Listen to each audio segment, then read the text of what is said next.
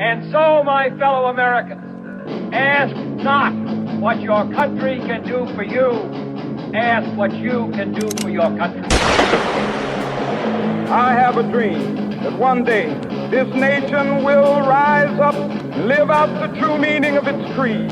We hold these truths to be self-evident, that all men are created equal.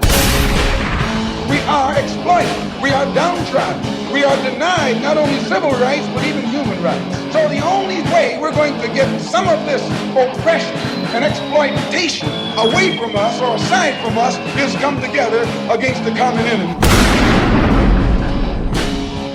I don't want you to protest. I don't want you to riot. I don't want you to write to your congressman because I wouldn't know what to tell you to write. I don't know what to do about the depression and the inflation and the Russians and the crime in the street. All I know is that first, you've got to get mad. You've got to say, I'm a human being. God damn it. My life has value. Get together, have a few laughs. Vice President Harris has done a truly impressive job securing the majority of delegates needed to win the Democratic Party's nomination to be our next president of the United States. The vast majority of my senators quickly and enthusiastically endorsed her. So now that the process has played out, from the grassroots bottom up, we are here today to throw our support behind Vice President Kamala Harris. I'm clapping. You don't have to. It's a happy day. What can I say? Just clap for that, you stupid bastard. Welcome to the Iowa Talk Guys. I'm your host, Mel. I'm your host, Teepee. I'm Erock. And tonight, today, this morning, whenever you're listening to this, tomorrow, yesterday, or the day before, we're talking about Kamala Harris, the newly appointed Democratic nominee for president. She's such a strong, brave woman. And the side piece in chief. And we don't have much love for her here in Iowa. And you can't bash our state about, the blue, the right, the red, the road, whatever, because she didn't even make it in the 2020 caucus. Obama won twice in Iowa. And we are not feminists because we have a Kim Reynolds who's been doing a great job. So here in Iowa, yeah, she hasn't. I can't say great. She does a job. She does a job. Yep. Snow removal. Yeah. No, we do have, we got Kim Reynolds. We elected her and stuff, right? So I'm just going to tell you right now, there's not much love for Kamala Harris here in Iowa. Or at least out here in the shack in the undisclosed location in the middle of a cornfield. But we're talking about Kamala Harris. So as everybody knows, July 21st, 2024, Biden had announced that he's no longer running for a re-election after that total debacle of a debate, which we're going to play a clip here when he's asked if he's ever going to have another episode of what happened in the debate. And I think his answer is very inspiring to the American public. I was definitely inspired. Lots of confidence behind it. What happens if you have another episode like we saw during the debate? What happens if another? Yeah, what happens if you have another performance on that on that level? I don't plan on having another performance on that level. What happened? No. Yeah, there was a debate. That's a grandpa in the senile Alzheimer's home. My grandma had Alzheimer's and she wasn't even like that. That's true. My grandma's got dementia and I can still have a conversation with her that's way more coherent than that. Yeah. Like she had her good days and bad days, but I mean, right. Yeah. Anyways, so Biden drops out. He endorses his vice president, Kamala Harris. And Harris has secured the endorsement of many key Democrats, including former House Speaker Nancy Pelosi, Michigan Governor Gretchen Whitmer, and several state DNC delegations. So that happened on the 21st. The 22nd, Biden calls in to congratulate Harris. You guys remember that? And she slipped up and almost called it like a recording or... You mean it's not the surprise one, right? So Biden got COVID. Right. And then he disappears. Then he got COVID again. And then he drops out. And this is after his cold that he had during the debate, right? They were trying to say he had a cold. So we'll play that the phone call that he did calling into Kamala to congratulate her. Mr. President, thank you for calling in today. Over to you. Julie, if I didn't have COVID, I'd be sitting there with you, standing there with you. I'm so proud of what you've all done. But this COVID has keep me out of people's hair for the next 3 or 4 days. But I'm going to be on the road, and I'm not going anywhere. I know yesterday's news was surprising, and it was hard for you to hear, but it was the right thing to do. I'm hoping you'll give every bit of your heart and soul that you gave to me to Kamala. And I want you to know, I won't be on the ticket, but I'm still going to be fully engaged. I've got 6 months left in my presidency. I'm determined to get as much done as I possibly can, both foreign policy and domestic policy. I'll be doing whatever Kamala wants me or needs me to do in addition. So let me be real clear. We're still fighting in this fight together. I'm not going anywhere. And I want you to know you've always had my back, and I promise you I will always have your back. And I'm anxious for you all to hear from Kamala. So thank you, Julie. You're the best.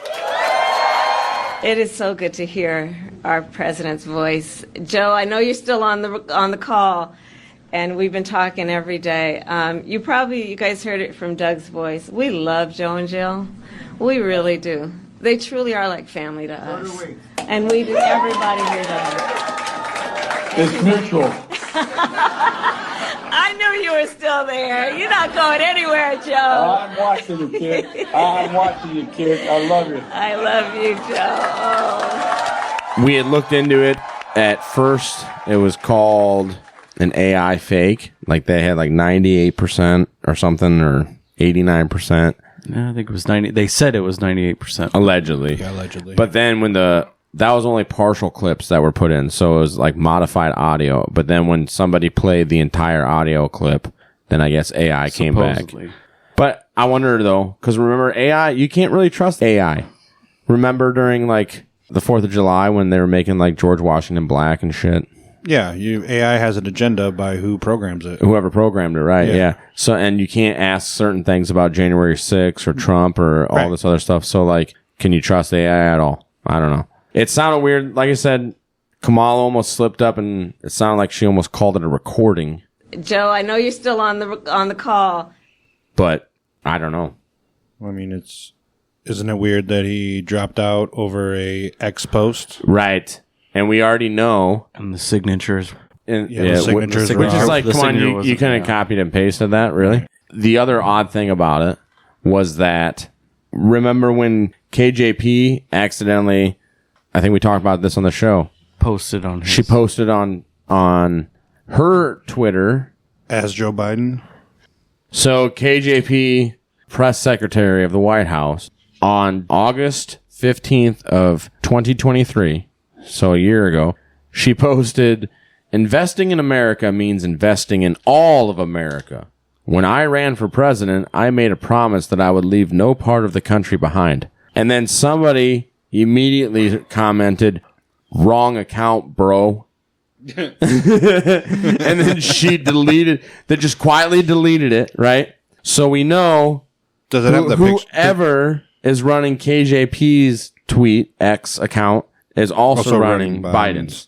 Well, if you remember, during the debate, Joe Biden tweeted 23 times while it was live. While he was up on stage. Oh, that's pretty amazing. Yeah. So obviously he's not. That must have been. You think he can actually during his breaks? You think he's was that actually when he was tweeting? No. Was that when he was doing the deer in the headlights look? Huh?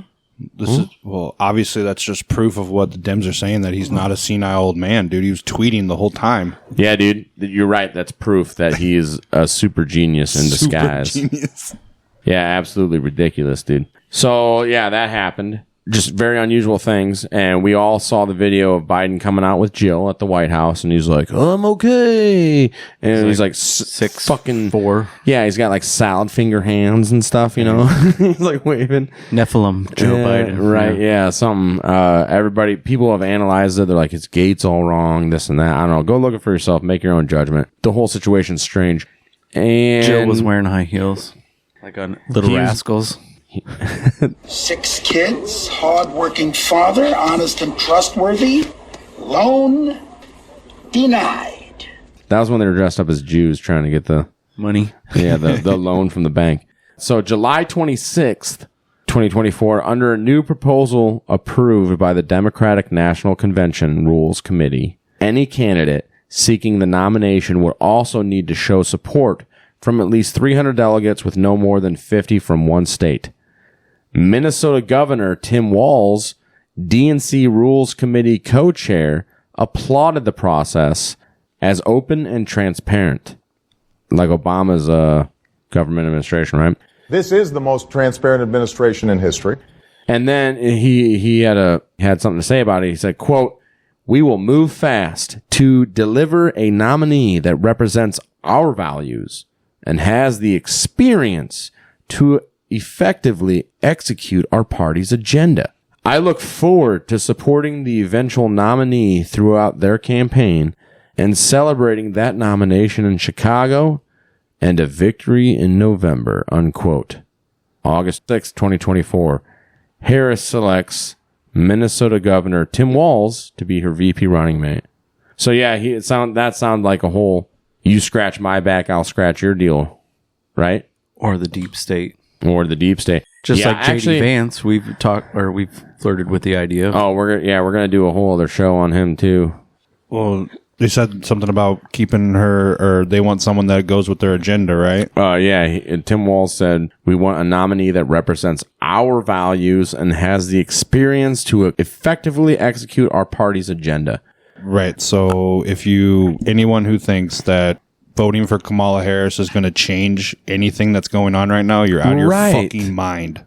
Right. It's going to take 4 more years. Well, Orange Man, who's been in the office in politics for only like 4 years of his life, he created this giant issue.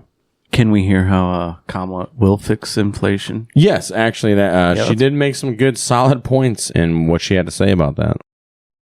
What else are you going to do to fix this problem with inflation? All right, thank you.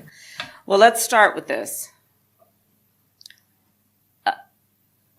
Prices have gone up, and families and individuals are dealing with the realities of that bread costs more, that gas costs more. And we have to understand what that means. That's about the cost of living going up. That's about having to stress and stretch limited resources. That's about a source of stress for families that is not only economic, but is on a daily level, something that is a heavy weight to carry. So it is something that we take very seriously, very seriously. And we know from the history of this issue in the United States that when you see these prices go up, it has a direct impact on the quality of life for all people in our country. So it's a big issue, and we take it seriously. What you just said is one of the most insanely idiotic things I have ever heard. At no point in your rambling, incoherent response were you even close to anything that could be considered a rational thought. Everyone in this room is now dumber for having listened to it. Wow. That was very insightful. Thank you for that economics class, Kamala. It's a shock that your father was a professor in economics, but since you have daddy issues, I guess you didn't learn much from him. I'd love to hear someone worth $8 million telling everybody how to stretch everything and make it last, because, this is just the way we live now. Get used to it. Welcome to the New World Order. Yeah, very, very interesting thing. So I want to kind of go down memory lane a little bit here on Kamala. Just some history on her, because, I think she's really somebody that a lot of Americans can relate to. Like white dudes? Yeah. Black people? Yeah, exactly. Let's go through a history. Over 60 years ago, Donald Harris and Shamala, I can't pronounce her last name, arrived in North California to study at the University of California, Berkeley. We've talked about Berkeley quite a bit. And around that time frame. If you remember from our MK Ultra series, there was a lot of stuff going on at Berkeley. Ted Kaczynski taught at Berkeley after that he had those MK Ultra events happen to him at Harvard. Interesting. Jolly West was messing around that area. Well, no. Kaczynski was in Michigan at 62. 67, I read. At 20 years old, he moved to the University of Michigan. That was after Harvard because he went to Harvard when he was 16. That doesn't get. He said at 25 he became the youngest professor hired by UC Berkeley. So if he was 20 and 62, yep. So 1967, which would have been the time that Kamala's father was graduating from Berkeley there, and that's when her sister Maya was born. Yeah, anyways, they had grown up on opposite sides of the world. Donald in Jamaica, Shamala in India, but crossed paths thanks to their shared interest in civil rights. See, this is an all-American story. Was Kamala Harris born in California? Yeah. So she would be the second, if she's elected president, she'll be the second president from California? Who was the first? Richard Nixon. Oh, that makes sense. And he answered an ad for some shady characters in the newspaper to become a politician, is what I heard. Anyways, so Donald and Shamala met in 62 while attending a study group for black students. And their connection was instant, according to a New York Times article. Just a year later, they were married. The couple welcomed their daughter Kamala in 1964, followed by their daughter Maya in 1967, which is the year that Kaczynski started at Berkeley. While Kamala's parents pursued their careers after graduation, relocating to the Midwest where Donald landed his first teaching job, their marriage faltered, and by 1972 they filed for divorce, and Shamala moved back to Northern California. Shamala died of colon cancer in 2009, but Kamala still speaks of her fondly, and she was elected vice president in 2020. After she was elected vice president in 2020, Kamala thanked her mother, crediting Shamala with her success in her victory speech. She was a single mother, raising 2 daughters on her own, strong, independent woman, immigrant. But when Donald and Shamala first arrived on campus around the same time in 1962, like I said, they joined a black student study group, later known as the Afro-American Association. Hey, that's AAA. Although Shamala was not black, she grew up as a British colonist subject in India and as a person of color, and members told the New York Times that she was, quote, accepted as part of the group. That's all Kamala wants, to be accepted as part of the group just like her mama. That'd be nice, wouldn't it? It's like when she claimed she was African American, but all her dad's like, you're Jamaican. Sir, do you believe that Vice President Kamala Harris is only on the ticket because she is a black woman? Well, I can say no. I think it's maybe a little bit different. So I've known her a long time indirectly, not directly very much. And she was always of Indian heritage, and she was only promoting Indian heritage. I didn't know she was black until a number of years ago when she happened to turn black, and now she wants to be known as black. So I don't know, is she Indian or is she black? She is always but identified as a black woman. She went to a historically black college. I respect either one, but she obviously doesn't. She's just an American, actually. She was born here in America, but she's Jamaican Indian descent, right? But back in Berkeley, back in the 60s, during one of those meetings, Donald and Shamala crossed paths for the first time after he gave a speech about growing up under British colonial power in Jamaica and attending British-run schools all his life. So Shamala went up and introduced herself. I too know something about being oppressed by the British. Do you think that's how she broke the ice today, like started it? Well, aren't they descendants of slave owners? There was an article, through my research, I did see that too, that... Through the Irish Times, yeah. He claimed, Donald Harris, Kamala's father, claimed that they did have slave owners one time in their lineage. In an August 18, 2020 article published by the Jamaica Globe, Professor Donald Harris wrote, "My roots go back, within my lifetime, to my paternal grandmother, Miss Christiana Brown, descendant of Hamilton Brown." According to the Centre for the Study of the Legacies of British Slave Ownership, Hamilton Brown was an Irish resident slave owner in Jamaica, and founder of Brownstown.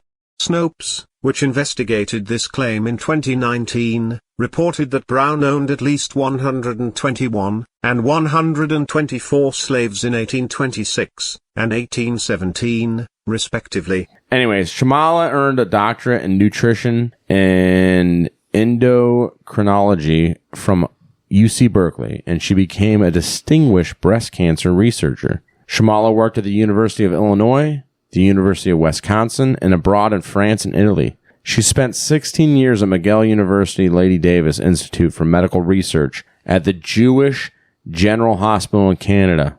L'chaim. During the last decade of her work, she returned to UC Berkeley to conduct research within the Lawrence Berkeley National Laboratory.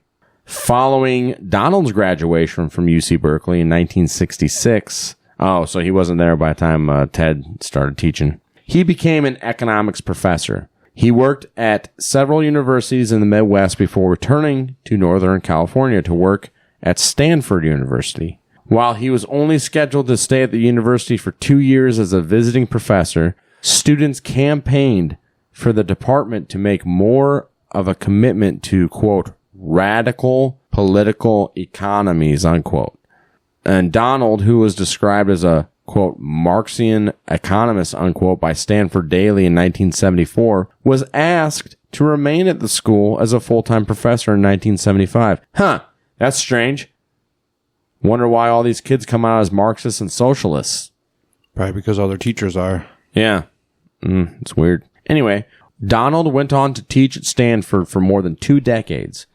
In 1998, Donald retired from his job at Stanford and retained the title of Professor Emeritus. He was somebody. Researching him, I guess he was a pretty solid dude for being a Marxist. What is Professor... What does that title mean, Professor Emeritus?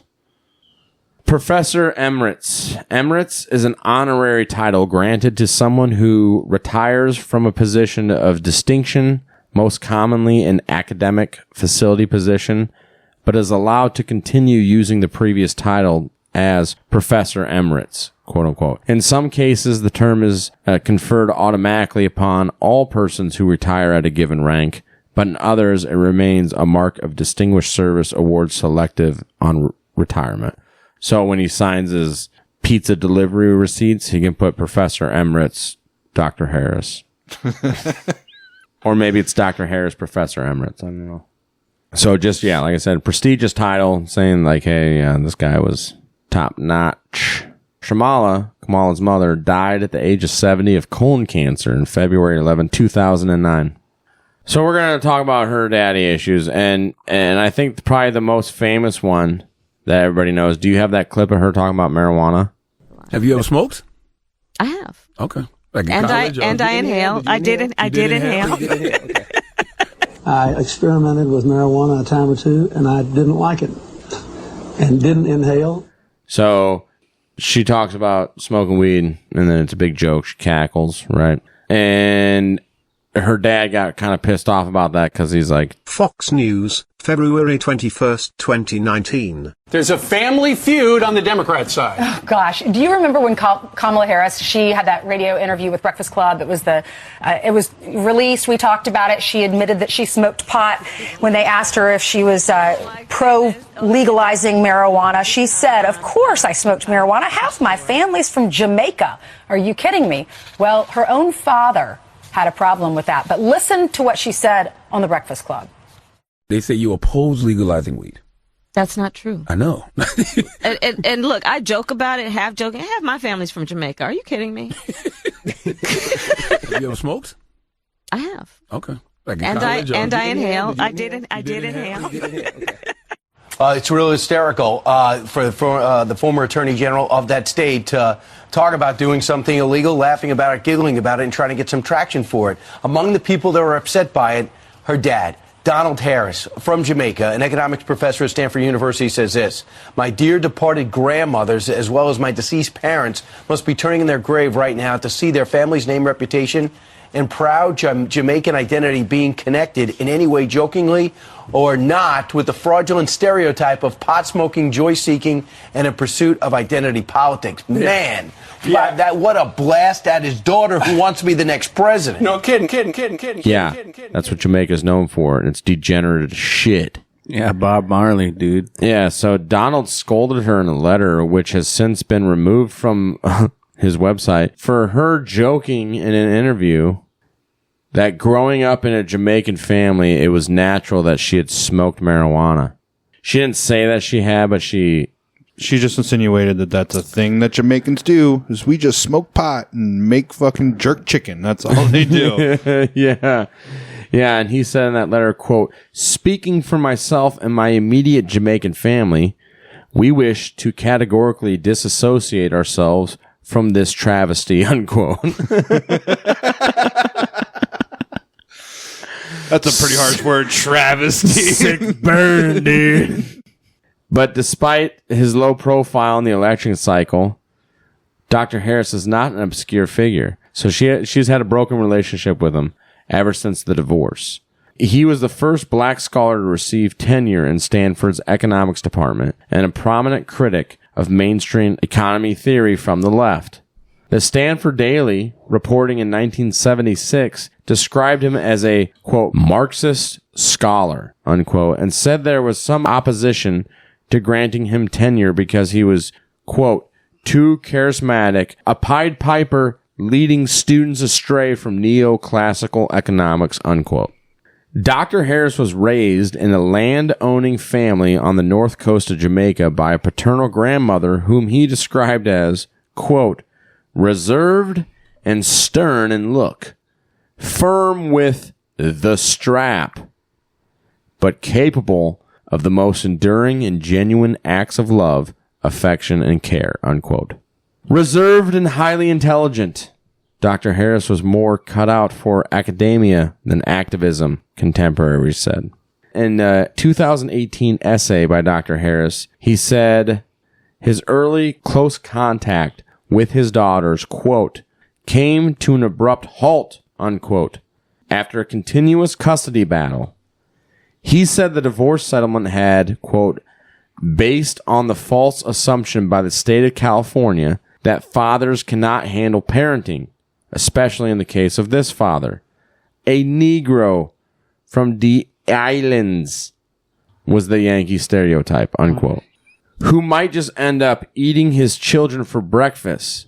Nevertheless, I persisted, never giving up on my love for my children," unquote. "'Cause I'm an island boy." So that's what the state of California felt about him, is that he was just a Negro from the islands. That's how he wrote it. Is that in state records? Well, that's him saying it in an essay. Oh, that's okay. So yeah, that's but no, his, in the state records, apparently, and I had read some more about this. Yeah, the judge in this divorce case, or the custody case from California, said that fathers cannot handle parenting, period. Like any kind of parenting whatsoever? Apparently not, which is absolutely asinine. What, he left to go get some Newports? He went out milk. For some, he went out for some ports and never came back. No, dude, he was lotto tickets. He was trying, and it never worked out. Like he tried getting split custody, co-custody, whatever, and the judge just ended up being like, "You an island boy." So yeah, and then even after that, there's been apparent records of him trying to rekindle that relationship with both daughters. Well, at least he didn't try and shower with her, I guess. That's true. Yeah. Possibly inappropriate showering. So was he like a professor he was a professor at Stanford when they went through the divorce, right?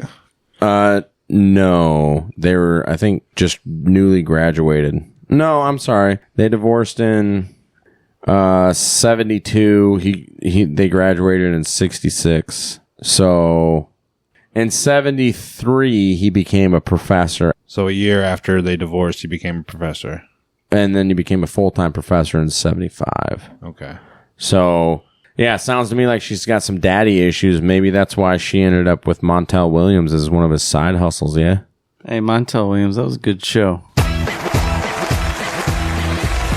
Montel Williams fights back after ex-Kamala Harris was called a cat lady. Former talk show host Montel Williams took a swipe at Donald Trump vice presidential running mate, Ohio Senator J.D. Vance.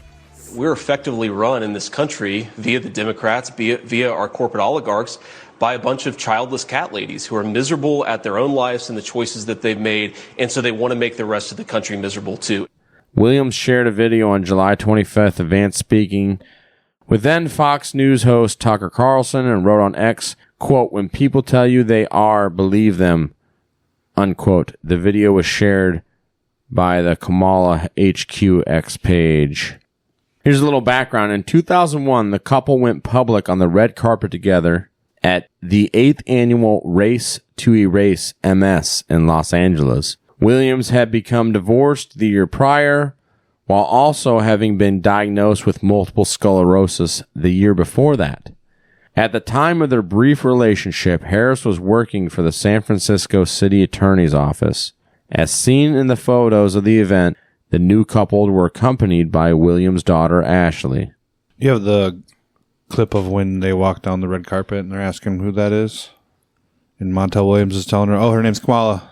Long before she met Doug Emhoff, she dated some prominent men, including in 2001, former talk show host Montel Williams. Back then, he was the famous one and had to introduce her to the paparazzi. Did you know that she was banging a married dude? When was she banging a married dude? Yeah, so this is a Reuters article. Reuters. Who hasn't banged a married dude? I've never banged a married dude. This is an August 21st, 2020 article. Fact check. Misleading meme featuring 5 claims about Kamala Harris. An image circulating social media allegedly lists 5 facts about Kamala Harris. The allegations in this meme are an assortment of false claims, partially false claims, and a claim that needs further context. So it's true, it just needs further context, right? The 5 claims were, boom, raised in Canada, not California. Mostly false. The claim is partially false. Harris was largely brought up in the U.S. and lived in Canada for 5 years from the age of 12. That was when her mom was working for that Jewish hospital. The locations Harris lived during her upbringing have been publicly documented. In a 2009 interview, Harris said to have grown up in Berkeley, Oakland, and Montreal, Canada. Kamala Harris was born in 1964 in Oakland. Another false claim, she is not African American, which we've already discussed that she is not African American. So Reuters, you're wrong. Kamala Harris is the first black woman and Asian American on a major presidential ticket in the U.S. She is the daughter to late Shamala, Gopalan, I told you I can't pronounce it, who was an Indian American, and Donald Harris, a black Jamaican man who immigrated to the U.S. in 1964. It says here that Jamaica's population largely consists of descendants from enslaved Africans brought by the English to work the island's sugar estates. Yeah, that's the go-around. Yep. As of 2012, 90% of Jamaicans were of African origin. Well, so that's the go-around. She's African American. If that's a go-around, then isn't everybody considered African American because isn't Africa the cradle of life? Allegedly, that's what they say, right? So, the origins of life, the birthplace of civilization. By what has been. I can imagine what can be and be unburdened by what has been. You know? Good point, Erock. Good point. Sorry.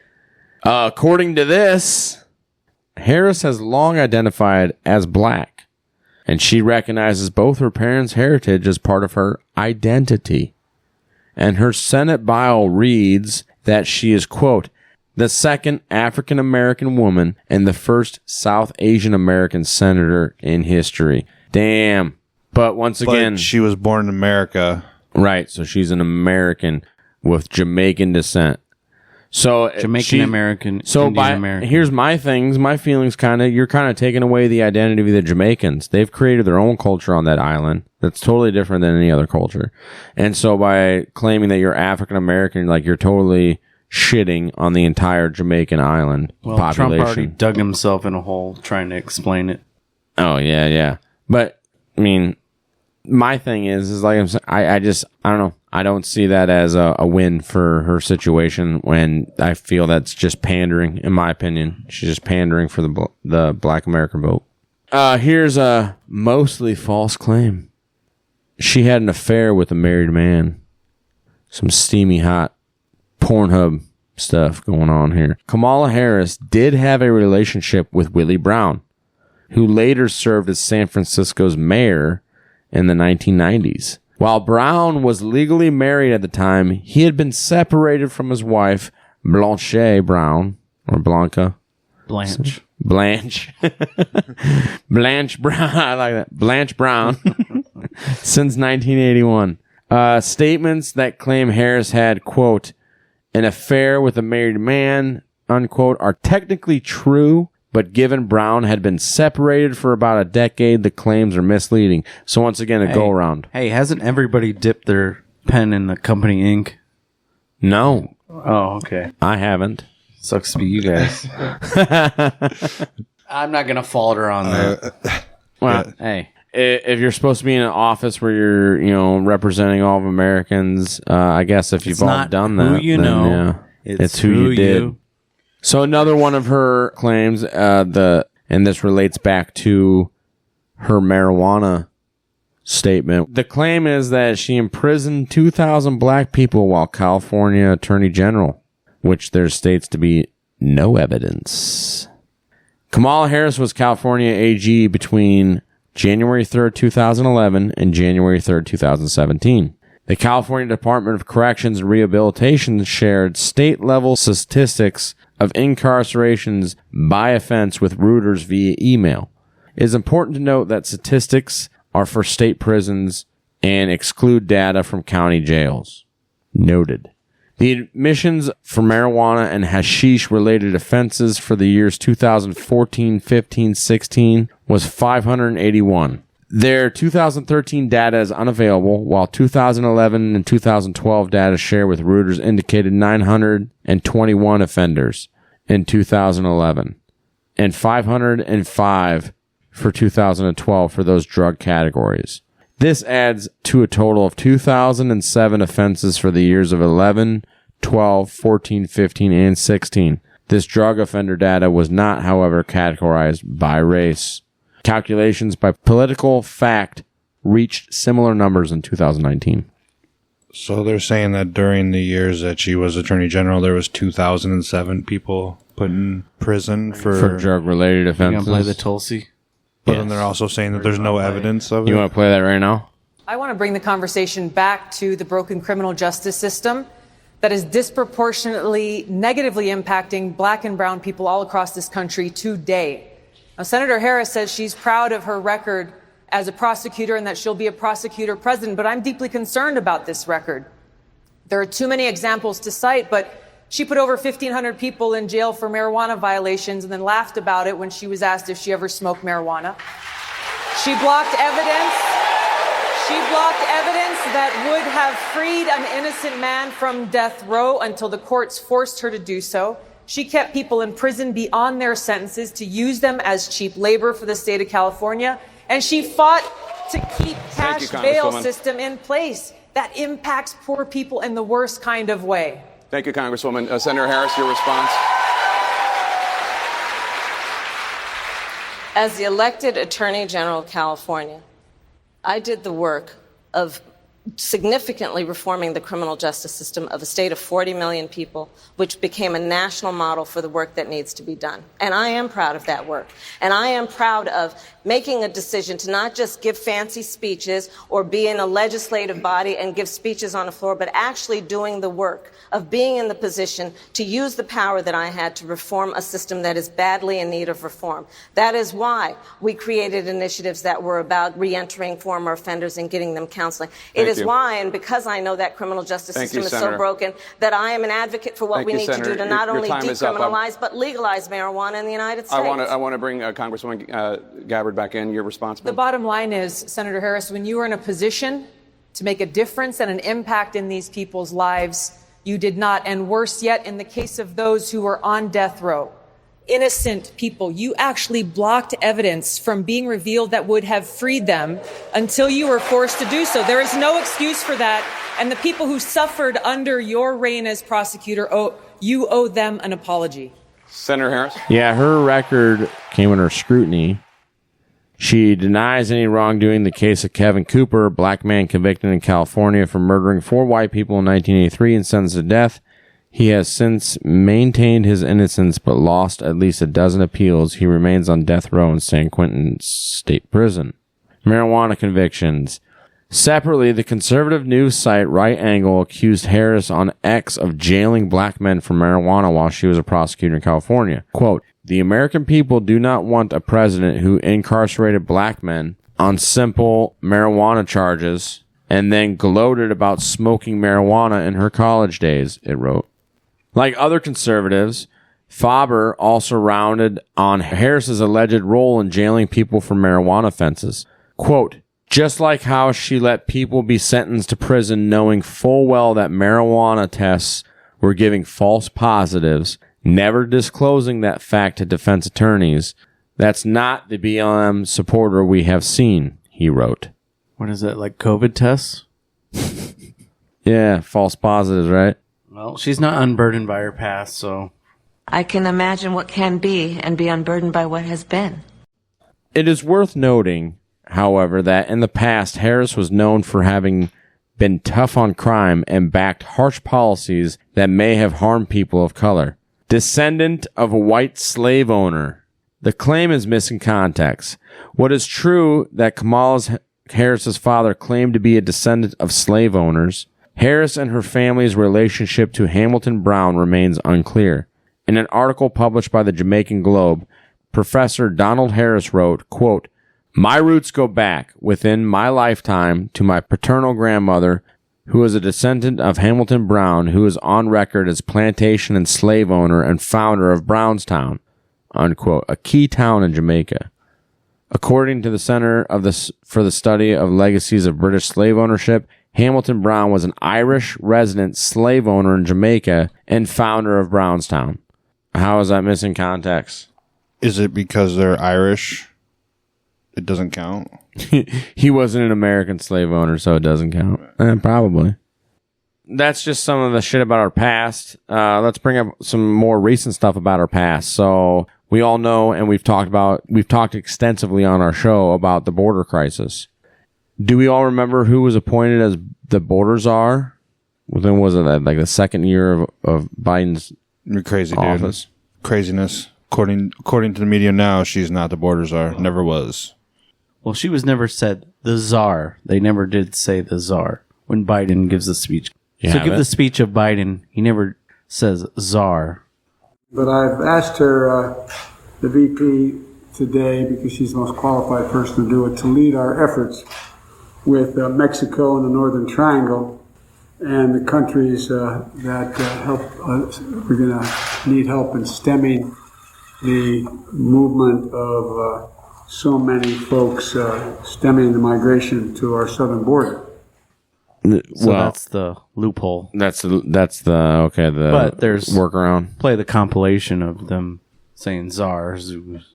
Vice President Harris was not a border czar. Meantime, Vice President and border czar Kamala Harris facing some backlash. What he said about Harris and immigration was not true. She was never appointed border czar. And this will be her first visit to the U.S.-Mexico border region since she was appointed as the border czar by President Biden. People are going to have to counter the misinformation. You already hear folks talking about the border czar. She wasn't the border czar. President Biden tapped Kamala Harris, Vice President Kamala Harris, to be the border czar. Now, she wasn't the border czar. That's what Republicans labeled her. They were very critical of Kamala Harris, especially in her role as border czar. Now what she's up against is folks lying about her border record, calling her a border czar. Kamala Harris, who was appointed as the border czar. The Biden team didn't declare her the border czar. They wanted her to work on kind of the root causes of immigration. So yeah, all of a sudden the media flip-flopped on all of this, and I mean, did you hear the clip with Joe Rogan? I heard they altered one of his clips that when he was doing an interview with Michael Malice. Do you have that? Well, yeah, this is the clip that he originally was talking about her. It all bothers me, the fragility of the human mind. You know, that so everybody forever was like, Kamala Harris is the worst vice president. She's the least popular vice president of all time. And then in a moment in time, all of a sudden she's our solution. She's our hero. Everybody's with her. All these social media posts about her. Try Googling a negative story on her. You won't find one. So, ta-da! Okay, you've got me started, Officer Harris. So, they've been doing this live for years. So in 2019, our pal Tulsi absolutely nuked her in that second debate. And if you looked at charts at the time, she's kind of, Officer Harris is like doing okay. First debate, she comes out, Joe Biden, you're a racist. The Democrats were looking for an alternative to Bernie Sanders that wasn't Biden. She starts going up in the polls, right? Second debate comes out, Tulsi, being a good Hawaiian, knows how to roast the pig, just completely slams her. Not only that, she has no counterpunch. She goes on Anderson Cooper and she's like, well, I'm a top tier candidate, so of course people are going to take shots at me. That's her answer. She immediately starts going down in the polls. It's that day. You can see it on the chart I have on my Twitter.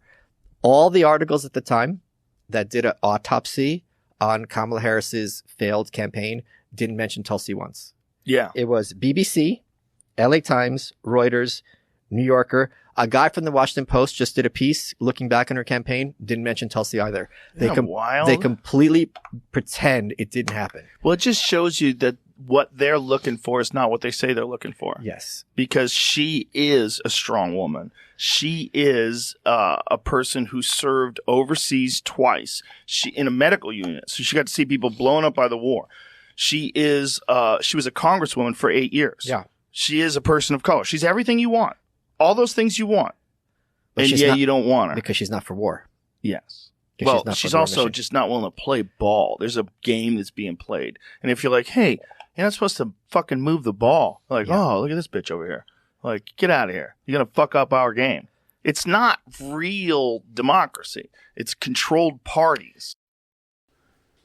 Yeah, that's a great point. I forgot about some of that shit that Michael Malice was saying. So yeah, that was a Joe Rogan interview with Michael Malice. But yeah, as we said, she didn't even make it to Iowa. Yeah. Well, let's look at, real quick. This is a realclearpolling.com article from Real Clear Politics. It tracks politicians' favorable ratings over the years, right? So beginning in August 17th, 2023, she was 37.7% unfavorable, 41% favorable rating. And she stayed pretty good throughout the year 2021 until we got to about June 2021. What happened in June that caused her ratings to drop all of a sudden? You guys know? I hope you tell us. The suspense is killing me. The Afghanistan pullout. I thought she wasn't. What does that have to do with her? I thought she wasn't involved with that. On the 30th of August, it was the withdrawal. So right before that happened, her approval rating went way down. And then it went to unfavorable and favorable rating. Unfavorable 45.7, favorable 43.3. And then her unfavorable rating just continued to skyrocket from that point. At one point, she was had in August of 2022 unfavorable rating 53.8, favorable rating 35.3. Did she have the same? She continued. Did she have the same rating as Joe Biden at that time? Yeah, I don't know about Joe's. I have to look at it, but she continued. According to realclearpolling.com, at the same time, Biden had an approval rating of 40.8% and a disapproval rating of 55.9%. Yeah, thanks, Jeeves. She continued to have an unfavorable rating in the mid 50s until, guess when? When she was nominated for president? Well, before that, July 9th, she started, her unfavorable rating went from 54.8%, and then it started dropping dramatically.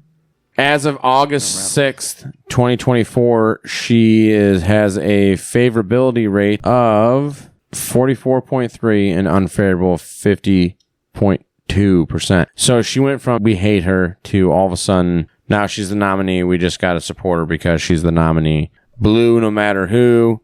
She's a woman of color. Let's just get behind her because it's time for a change. But whatever. She's been gaslighting, just as everything. Much as everybody's been. She's an idiot. Joe Biden was extraordinarily smart. Oh yeah, dude. Let's play that. So clip. we're gonna play the one. We're just. Oh, she's on The View. Yeah, you're right. We got a bunch of clips. We're gonna start playing and just the intelligence level of this woman for both of her parents being like extremely smart. I don't know what happened to her. Joe Biden can solve complex problems. Yeah, let's listen to this. Just absolute. She's got heat brain. Absolute asinine horse shit. First of all, let me say that our president has been an extraordinary leader who has accomplished things that previous presidents hoped and dreamed and promised they would do and did not achieve. So yes, I see him every day. A substantial amount of time we spend together is in the Oval Office, where I see how his ability to understand issues and weave through complex issues in a way that no one else can to make smart and important decisions on behalf of the American people have played out. You obviously can't change the president's age. So what is your plan to try and change this perception? How do you do that? I'll tell you the reality of it is, and I spent a lot of time with President Biden, be it in the Oval Office, in the Situation Room, and other places. He is extraordinarily smart. He has the ability to see around the corner in terms of what might be the challenges we face as a nation or globally. But it doesn't seem that that's getting out and resonating with Americans, with a lot of your supporters. How do you cut through that and make sure that they're seeing the Joe Biden that you were just describing? Well, I mean, listen, you're here with me in South Carolina. You saw every room we went in, the numbers of people who are there applauding quite loudly. And they're applauding for me and they're applauding for Joe Biden. I mean, why is Biden getting the bad rap and not Trump? I don't get it. Well, first of all, let me just address the issue directly, because I spend a lot of time with our president, be it in the Oval Office, the Situation Room, you name it. We have a president in Joe Biden who is forward-thinking in a way that we've not seen in a long time. I mean, this is a president, many people talked about taking on the issue of the climate crisis. We were talking about young voters. Because this president was relentless in saying we must do something about it, we have now are in the process of investing over $1 trillion in the climate crisis. What else do we know about this population, 18 through 24? They are stupid. That is why we put them in dormitories, and they have a resident assistant. They make really bad decisions. And I think the first part of this issue that should be articulated is AI is kind of a fancy thing. First of all, it's 2 letters. It means artificial intelligence. So you're now no longer are you necessarily keeping those private files in some file cabinet that's locked in the basement of the house. It's on your laptop, and it's then therefore up here in this cloud that exists above us, right? Mm-hmm. It's no longer in a physical place. They are stupid. And as a woman, there's a balance to be struck between being tough and being a bitch.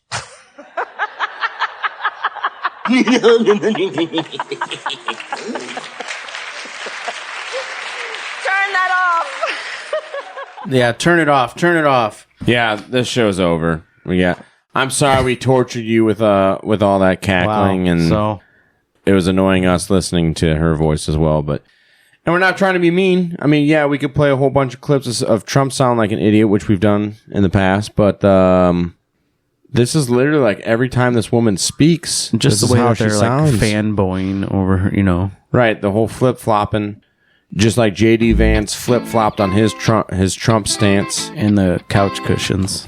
After he soiled one side Like of your it. socks, you just turn it inside out. Yeah, I don't know. I mean, I agree with her. He is weird. His eyes look weird. Well, he was a Marine, so I know for a fact he's fucking Is he weird. wearing guy liner? I don't know. But you'd think that her and JD would get along together since both their family are Indian. You would think. I don't know. But anyway. So, if you like this show, please like, follow, subscribe, share, hit the notification button. All that fun stuff. Please share with your friends, your family, your loved ones. Give us a follow on Instagram at Iowa Talk Guys _podcast and Twitter at Iowa Talk Guys. YouTube and Rumble at Iowa Talk Guys. And IowaTalkGuys.com. And always remember, don't eat the yellow cake. Don't eat the yellow snow. Don't drink the Kool-Aid. And don't fall for the media's tricks. Iowa Talk Guys out. Hi, good night, everybody. I ain't got a good grade. Well, I'm sick and tired of smart guys. Oh, durga. It wasn't a space laser. It wasn't a murder hornet. It wasn't Sasquatch. It was a bullet. The 9 most terrifying words in the English language are, I'm from the government and I'm here to help. It's all there, black and white, clear as crystal. You lose. Good day, sir. Here I am with you in Iowa, and I'd rather be here. I'd rather be here. So thank you very much. Very nice. Appreciate it.